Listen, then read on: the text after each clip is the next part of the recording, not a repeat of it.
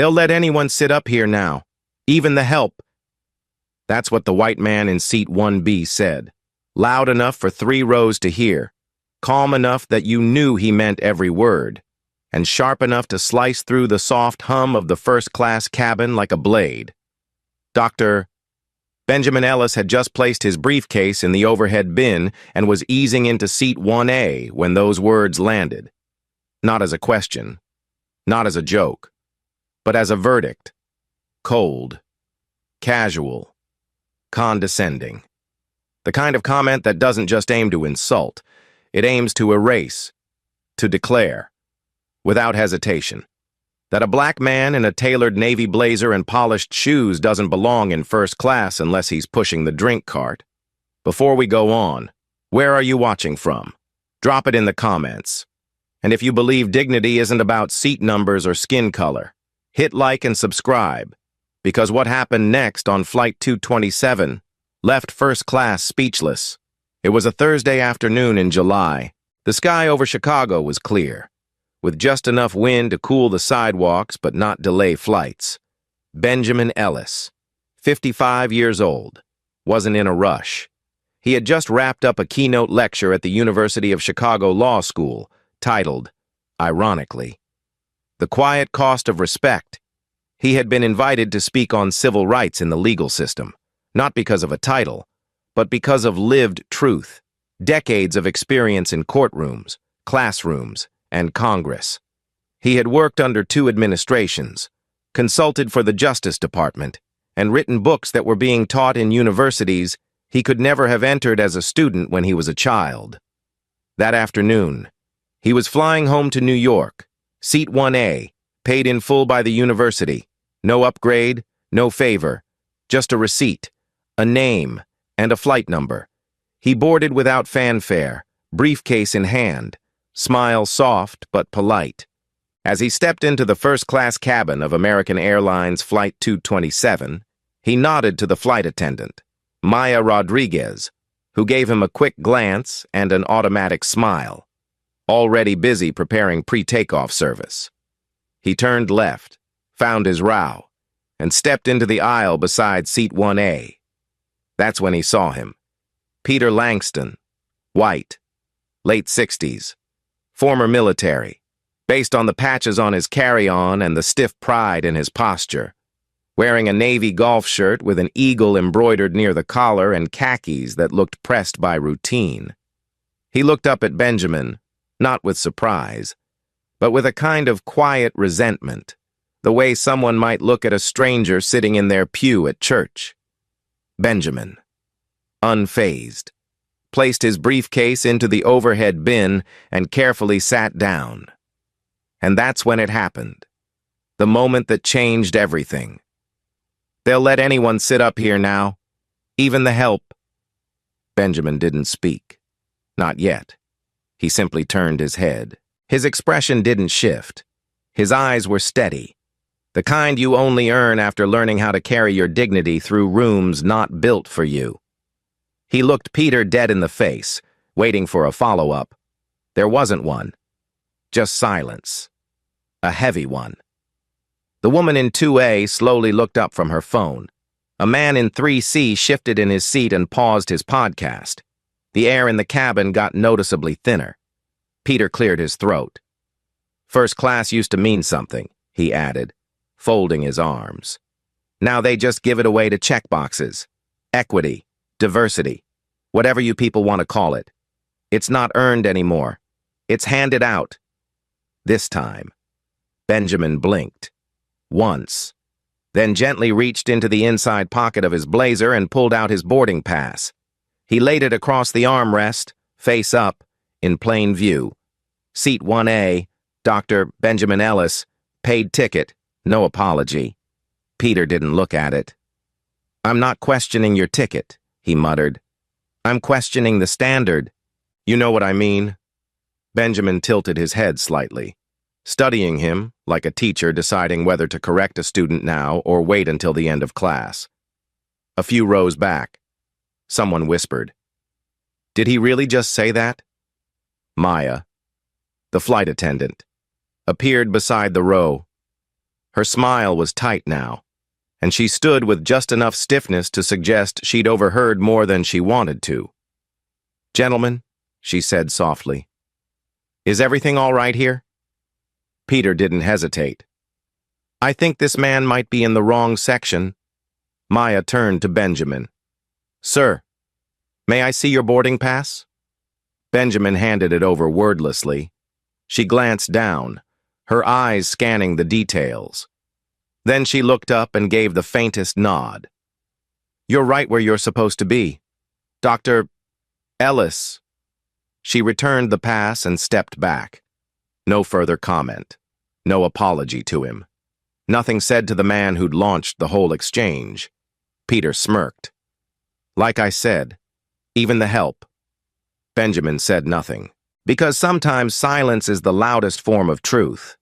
And sometimes, the real turbulence doesn't come from the skies. It starts on the ground, right before the cabin door closes. And this flight was just getting started. The silence after Maya walked away wasn't calm. It was charged, uncomfortable, like the stillness before a storm that everyone senses but pretends not to see.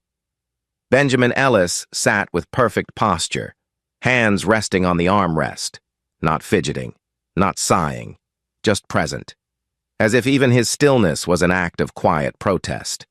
But behind the silence, the weight of that moment spread like a ripple. The woman in 2A, mid-30s, blonde hair tied back, had lowered her phone completely now. Her name was Kelly Burns, a project manager flying to New York for a conference on digital finance. And although she'd trained herself to mind her business on flights, something about what she'd just witnessed wouldn't let her look away. A row behind her sat Anthony Price, a black man in his late 30s dressed in business casual, shirt sleeves rolled up, laptop bag tucked beneath the seat in front of him.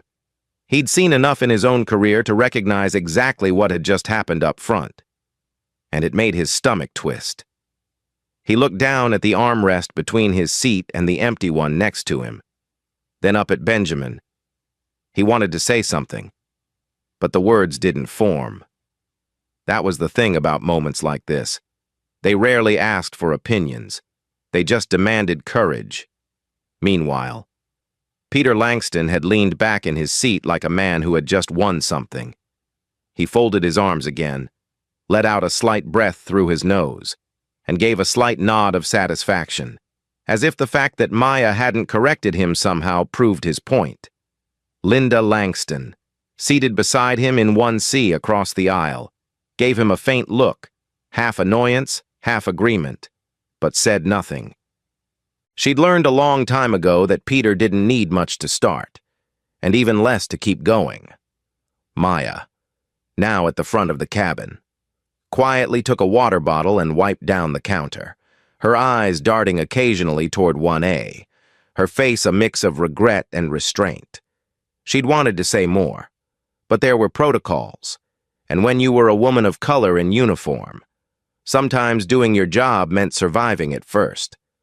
Benjamin finally broke his stillness, not with words, but by slowly pulling a slim black folder from his briefcase and resting it on the tray table in front of him.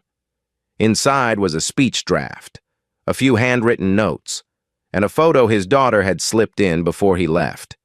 Her in her graduation gown, beaming beside him outside Columbia. He let his eyes rest on it for just a second before closing the folder gently. It was a reminder of why he didn't respond to men like Peter with volume.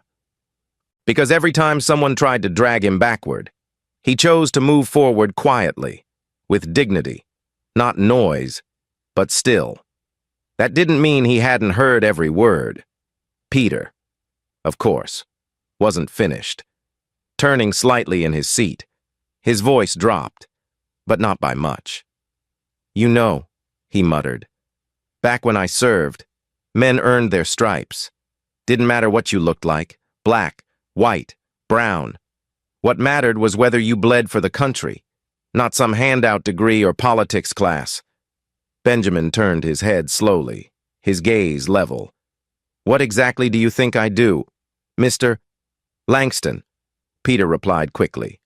Peter Langston, retired Air Force, small business owner, real estate. And you? Benjamin nodded once. Dr. Benjamin Ellis, professor of law, Columbia University, former legal advisor to the U.S. Commission on Civil Rights. The way he said it, unapologetically, with precision, felt like a clean sheet of glass being set gently on the table between them. Peter blinked, clearly surprised by the credentials, but not enough to back down. Ah, he said, dragging out the vowel. One of those professors, the kind always telling people what's racist and what's not. I've read about your kind, always seeing problems where there aren't any. No, Benjamin said, voice low and calm. I don't create problems, Mr. Langston. I name them, and naming something doesn't make it appear. It just means someone finally stopped pretending it wasn't there. A hush swept over the front rows again. Even Kelly, still pretending to scroll her phone, felt the temperature shift. Peter sat back, but the tension between the two men hadn't broken. It had simply matured into something harder to ignore. Anthony, from his seat behind, leaned forward just slightly and whispered toward Benjamin's row. Sir, I just want to say, I saw what happened, and I respect how you handled it. Benjamin turned, offering a small nod, appreciative but brief. Thank you, he said. Not the first time? Won't be the last? Kelly looked up, and for the first time, she spoke. Honestly, I didn't know what to say, but that wasn't okay. Peter turned his head toward her. It's first class, he said. Not a debate club. No, Kelly said, her voice clear. It's a plane, and everyone paid to be here. That's what should matter. Peter didn't respond. Linda, across the aisle, was staring out the window now. She didn't want to get pulled into this, not with strangers, not with her husband, but deep down. Even she knew the old rules they'd lived by weren't holding up the way they used to. Maya reappeared with a tray of drinks and asked if anyone would like water or juice. She paused slightly at Benjamin's seat, her voice softer. Anything I can bring you? Dr. Ellis? It wasn't much, but it was the first time someone had said his name aloud since the flight began. Just water, he said gently. Thank you. She handed it to him with a quiet nod and moved on, and for a moment. The cabin was still again, but it was a different kind of still. Not the stillness of avoidance, the stillness of awareness, of reckoning. Because in that space, between seat 1A and 1B, the air had shifted, not because someone got loud, but because someone refused to disappear. Peter Langston wasn't done, not even close, if anything. The quiet responses from Benjamin and the unexpected support from a few fellow passengers had only agitated something inside him. He crossed his arms tighter, leaned slightly toward Benjamin as if proximity could prove a point, and muttered just loud enough to be heard. You know, back when I flew for the military, respect was earned, not handed out because someone cried discrimination. You had to fight for your seat, not sit back and let society bend over backward to give it to you. His tone carried the weight of rehearsed bitterness, like this wasn't the first time he'd said it, maybe not even the 100th. Benjamin didn't flinch. He'd heard every variation of that speech before, on trains, in board meetings, in faculty lounges filled with polished smiles and unspoken judgment. But this moment wasn't about just him. He looked toward Peter calmly and said, I earned this seat the same way I earned everything else in my life, by walking through doors that were built to stay closed. He paused for just a breath. And I didn't need to wear a uniform to serve my country. I served by helping change the laws that failed people who looked like me. The line didn't come from pride. It came from truth. And Peter felt that. His jaw tightened, For the first time since boarding, his eyes lost that smug glint, replaced with something heavier, discomfort. But pride is a stubborn thing, especially when it's bruised. Peter gestured vaguely at the cabin, as if to claim ownership of the space. I'm just saying, this used to be a place where people had class, decorum. Now you get professors lecturing people mid-flight. What's next? A diversity seminar with the complimentary peanuts? The sarcasm didn't land the way he thought it would. Kelly in 2A raised her eyebrows. Anthony shook his head quietly. And from 3B, a soft voice chimed in. Or maybe it's just a place where we stop pretending ignorance is respectable, said Grace Lynn, a quiet woman in her 50s who had remained silent until now. Her tone was calm, but clear. Not everything that makes you uncomfortable is a threat. Sir, Peter turned toward her, startled. I wasn't talking to you. You were talking to all of us, she replied, her voice never rising. Loudly. The moment stretched, and it was in that stretch that the balance of the cabin began to shift. Benjamin said nothing more. He didn't need to. His silence had turned into something bigger than retort. It had become reflection, a mirror that forced everyone nearby to examine what they were actually hearing. Linda, still seated across the aisle, was staring forward with a blank expression. She had heard every word, of course, but now even she seemed unsure whether she still agreed with all of them. Her husband had always been blunt, yes, but in the past. His rants stayed within family rooms and dinner tables. This time, they were out in public, and she could feel the weight of eyes, of quiet judgment, falling back on them both. Peter, sensing his grip slipping, tried again. Look, I'm not saying the man doesn't belong here. I'm just saying there's a reason people get uneasy when things start changing too fast.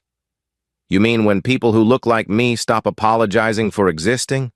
Benjamin asked, softly.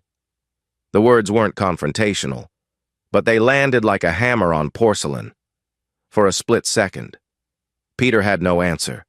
His mouth opened slightly, then closed. Kelly finally leaned forward.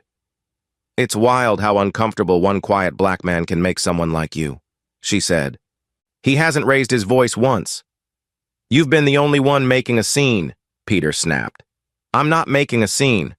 I'm standing up for what this country used to be. You mean when seats like that were only filled by people like you? Anthony cut in, his voice now firmer. Yeah, we remember those days too. Some of us lived through the tail end of them. Doesn't mean they were good. Maya, who had been silently monitoring the situation from near the galley, finally stepped forward again. Her expression was no longer one of hesitation, but resolution. Mr. Langston, she said, her voice calm but firm. I'm going to ask you to lower your voice and refrain from further commentary directed at other passengers. If this continues, I'll have to notify the captain. Peter scoffed. Now the flight attendant wants to lecture me too. Maya didn't blink. No, sir. I want to ensure that everyone on this aircraft experiences a safe and respectful environment. That includes Dr. Ellis. That includes you. That includes everyone else on board. Grace gave a slight nod of appreciation. Anthony mouthed, "Thank you." And even Linda, silently, let out a breath she'd been holding. Peter folded his arms and looked away, the silence finally settling over him, not by choice, but by consequence. The shift was subtle, but it was complete. The power in the cabin had moved, not by force, not by title, but by clarity, by truth spoken plainly and quietly enough that everyone could hear it for what it was. Benjamin leaned back in his seat, his gaze returning to the folder on his tray table. He opened it slowly and began reviewing the notes he'd written earlier that day, as if the chaos hadn't touched him at all, but it had, deeply, and yet. He carried himself with the same calm he had entered with. Because for him, dignity was not conditional. It wasn't something to be granted or revoked. It traveled with him. Every room, every flight, every seat. As Maya walked back toward the galley, she paused just long enough to offer Benjamin a nod, one that said, "I see you," and Benjamin, lifting his eyes from the page, nodded back. Nothing else needed to be said. But everyone had heard enough. The flight had barely reached pushback. Yet the emotional turbulence in that first-class cabin had already peaked and stalled like an overloaded engine. But even in that silence, heavy and humming with judgment, something deeper was brewing. Benjamin Ellis didn't raise his voice. He didn't shift in his seat. What he did was reach slowly into his briefcase, unclip a worn black leather folder, and rest it on the tray in front of him. His hands moved with precision, not performance, as if this moment, this exact confrontation, was one he'd prepared for long before he ever boarded this flight. As the folder opened, the cabin's eyes instinctively followed. Inside was a set of crisp printed pages clipped neatly at the top. At first glance, they looked like lecture notes, but the heading at the top read in bold, "United States Commission on Civil Rights, Policy Briefing Docket." Beneath it was a watermark seal, and his name in clean block text, Dr. Benjamin R. Ellis, Senior Legal Advisor. Then came the photo, just a simple 4x6 image tucked inside the cover flap. It showed Benjamin standing beside President Barack Obama at a press conference over a decade ago, with both men shaking hands, smiling broadly. The background was filled with flags and microphones, but what stood out more than anything was the calm in Benjamin's face, the kind of calm earned through struggle, not handed down through comfort. He didn't wave the image around. He didn't even hold it up. He simply let it sit there, open, honest, unshaken. Peter glanced at it once, looked away quickly, then looked again. Squinting, something in his face shifted. Not quite fear, not quite embarrassment, but the confused pause of someone who just realized they've grossly misjudged the weight of the person sitting beside them. And then, finally, Benjamin spoke. His voice was low, steady, and unhurried, as if each syllable had already been weighed before it left his lips. "Mr. Langston," he began, "I don't know what you think first class represents. Maybe to you, it's a reward for hard work, or a symbol of status, or even proof that the world still makes sense the way you wish it did. But to me, this seat, this cabin, this plane, they're just places. Places I pass through like everyone else, with a ticket in my hand and a destination on my calendar. Nothing more. What matters isn't the leather on the seat or the class printed on the boarding pass. It's how we treat each other between takeoff and landing." The entire front of the cabin was silent now. Maya had paused halfway through pouring a drink. Grace had turned fully in her seat to listen. Kelly's phone screen had gone dark in her palm, and even Anthony had closed his laptop. No one interrupted. No one moved. Benjamin continued. "I've spent over 30 years studying systems that were built to reward some and ignore others. I've written legal arguments that have been read by Supreme Court clerks. I've advised 2 administrations, Republican and Democrat, on issues of equity, due process, and access to justice. And I've done all of that while being followed in department stores, while being stopped for no reason on sidewalks, while being asked, more times than I can count, if I work here when I walk into a hotel lobby wearing the same blazer I'm wearing right now." He leaned back slightly, not in defiance, but in truth.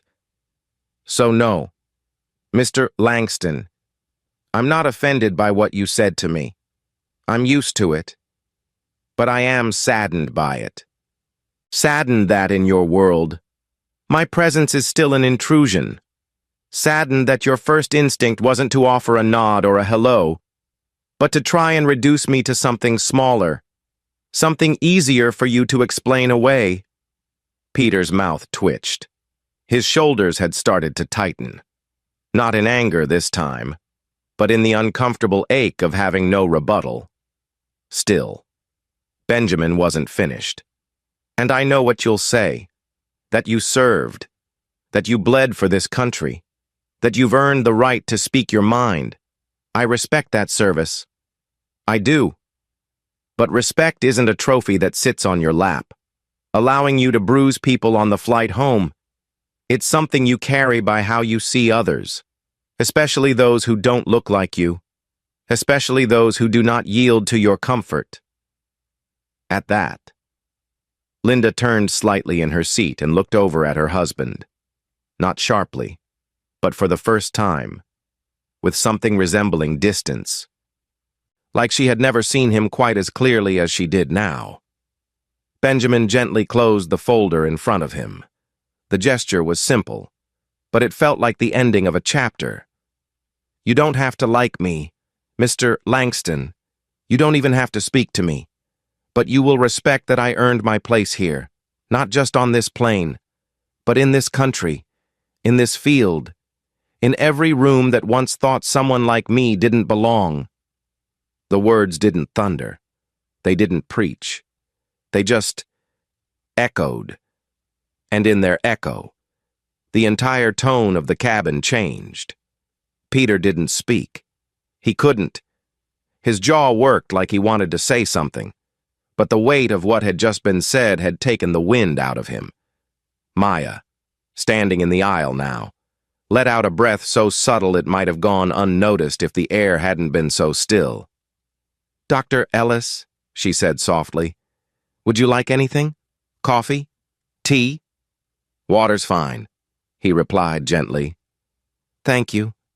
"Of course," she said, with a tone that felt different now, less mechanical, more grounded, like she wasn't just addressing a passenger anymore, but someone whose quiet strength had reset the room. Grace Lynn reached across the aisle and gently touched Benjamin's arm. "That was the most important thing I've heard all year," she whispered. "Thank you." Anthony nodded too, speaking for the first time since the exchange began. "That right there. That's why I'm raising my sons to carry themselves like you, with calm, but never with silence."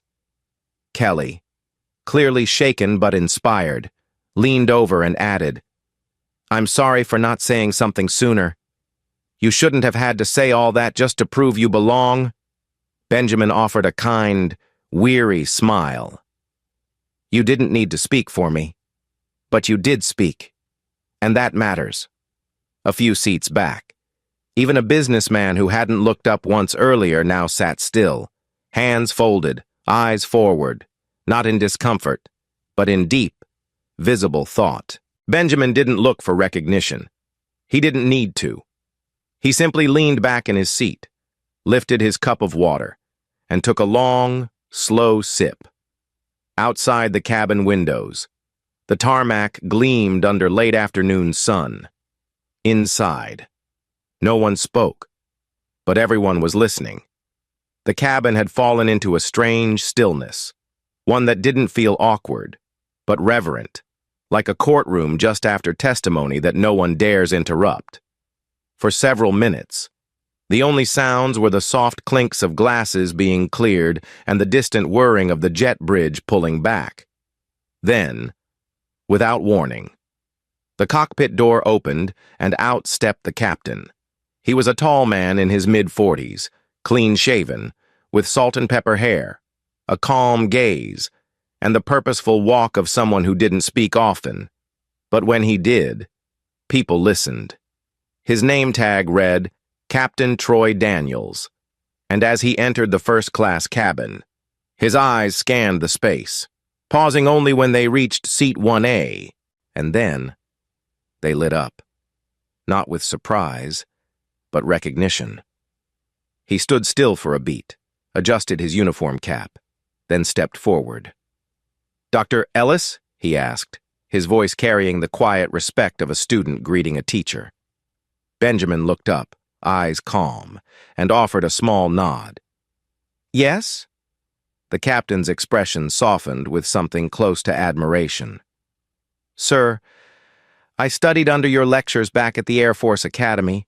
Law and ethics in conflict zones. You probably don't remember, but your coursework changed the way I saw my entire role as an officer. It stayed with me." There was no dramatic gasp, no applause, but you could feel it, an emotional shift in the room so strong it felt physical.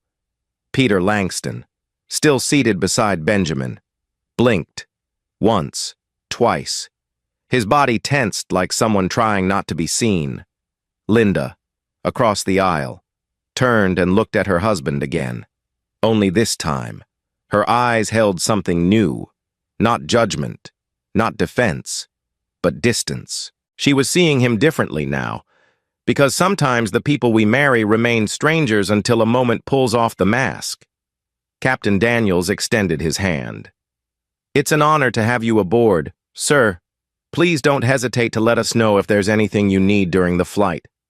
Benjamin stood to shake it. Not for show, but because dignity demands that we meet honor with humility. "Thank you, Captain," he said. "That means more than you know."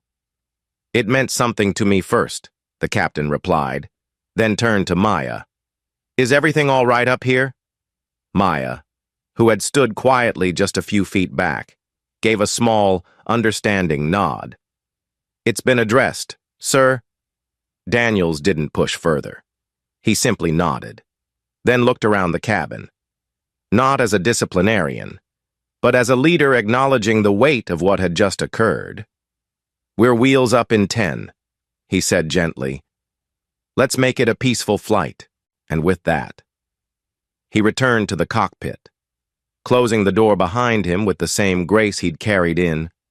For a moment, no one moved, not even Peter.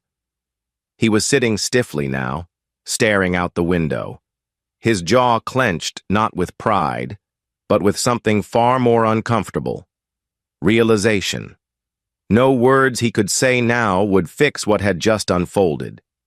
He had tried to define Benjamin Ellis by a stereotype, and the man sitting beside him turned out to be a national voice in justice, an educator of military leaders, a bridge builder who could sit in the White House one day and row 1A the next. And the silence around Peter wasn't forced. It was earned. Kelly, still in 2A, whispered something softly to herself, like a prayer or maybe just an apology she wasn't sure how to say out loud. Anthony in 3A gave a single slow nod, as if to say, "That's how you reclaim space," and Grace Lynn dabbed her eyes with a tissue she pulled from her purse. She wasn't crying because anything tragic had happened. She was crying because something sacred had, and sacred moments don't always arrive with fanfare. Sometimes, they arrive through the power of restraint. Maya brought over a fresh glass of water for Benjamin and asked, quietly, "Would you like anything else?" "No, thank you," he said with a gentle smile. "You've done enough." But even in those 4 words, she knew what he meant. Not just her gesture, but her presence, her stillness, her humanity had mattered. Across the aisle, Linda Langston looked down at her hands. Her husband still hadn't spoken. Maybe he wouldn't. And maybe that was the beginning of something. Not healing, perhaps, but humbling. Because when a man sees the quiet fall of his own arrogance, the silence that follows is the start of change. Benjamin resumed his seat, adjusted his folder, and folded his hands gently across his lap. He didn't need the attention. He didn't require praise. What he had needed was what all of us deserve: dignity in our seat and respect in our space. And on that flight, in that cabin, at 3,000 feet, he didn't just get it, he commanded it. Not through status, not through anger, but through truth spoken in stillness. And from that moment forward, no one looked at Seat 1A the same way again. The plane had reached cruising altitude, But inside the cabin, no one really felt like they'd taken off. The usual clinking of ice cubes and quiet hum of conversation that marked a first-class flight were gone, replaced by something more still, more thoughtful. It was as if the air itself had thickened with meaning. Benjamin Ellis sat in 1A, calmly sipping his water, eyes resting gently on the clouds outside his window, though it was clear he wasn't really looking at them. He wasn't escaping. He was centering, carrying the full weight of what had just happened, but not allowing it to anchor him. It was something he'd learned long ago, how to absorb, process, and release. Next to him, Peter Langston hadn't said a word since the captain shook Benjamin's hand. His arms were folded tightly now, not in confidence, but as a kind of shield, an instinctive retreat into himself. He stared forward with the 1,000-yard look of a man reckoning not just with someone else's strength, but with the limits of his own worldview. His jaw occasionally clenched, and his foot tapped beneath his seat. But he remained silent. His wife, Linda, seated across the aisle in 1C, had stopped trying to make eye contact with him. She was facing the window, quietly holding a paperback novel she hadn't turned a page in for the last 20 minutes. Her thumb rested between 2 chapters, unmoving. Whether she was reading or remembering, no one could say. But her body had gone still in that particular way people do when they know something inside them has been unsettled. A row behind. Kelly Burns sat with her tray down, a ginger ale in front of her untouched. She'd pulled out her laptop, but it remained unopened, her fingers hovering over the lid, unsure of what to do. She glanced up occasionally, her eyes drifting to Benjamin's row, then back to her drink, then back again. She wanted to say something. She didn't know what. She was the kind of person who believed she was aware, who had reposted quotes about justice and equity on social media, who'd signed petitions, supported causes. But witnessing something raw, face-to-face like this, it made all the theory feel small. She suddenly understood what it meant to be complicit through silence, and the knowledge sat heavy in her chest. In 3A, Anthony Price had stopped pretending to work. His laptop was closed, his seat reclined slightly. He'd removed his glasses and was rubbing the bridge of his nose. For him, this wasn't a surprise. It was a confirmation. Confirmation that even men like Dr. Ellis, men who had achieved everything society said would protect them, were still required to prove themselves in public spaces just to be left alone. He'd been that man too many times, though never with this much grace. And now, sitting here, he felt something between pride and sorrow. Pride for how Benjamin had carried himself. Sorrow that he had to carry so much in the first place. Anthony leaned slightly to the side and whispered, just loud enough for Benjamin to hear. "My sons are going to hear this story when I get home." Benjamin turned and gave him a nod. Nothing performative, just genuine acknowledgement. "Tell them," he said, "but tell them to stay soft while they get strong." From the galley, Maya Rodriguez reappeared with a tray of drinks. Her movements were more relaxed now, no longer bound by tension or hesitation. She stopped briefly at Benjamin's seat and asked softly, "Still doing okay?" "I am," he said. "Thank you for asking." "Thank you," she replied, then moved down the aisle.